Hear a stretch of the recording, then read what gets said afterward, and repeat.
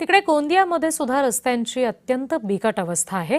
रस्त्यावर खड्डे आहेत की खड्ड्यांवर रस्ता असा प्रश्न पडण्यासारखी परिस्थिती आहे। देवकी पुराडा या मार्गाची दुरवस्था झाली आहे। वाहन चालक, विद्यार्थी आणि शेतकरी त्रस्त आहेत। नागरिकांच्या सुरक्षेचा प्रश्न ऐरणीवर आलाय।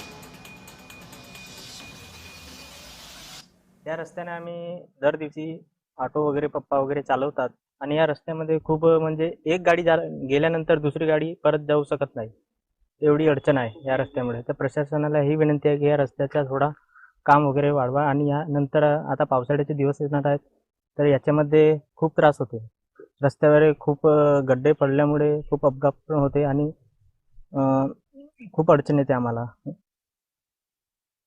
ह्या रोडावर मोठे मोठे खड्डे पडले आहेत। आम्ही या रोडावरून दररोज प्रवास करतो। मोठे मोठे खड्डे पडल्यामुळे मोठा त्रास सहन करावा लागतो।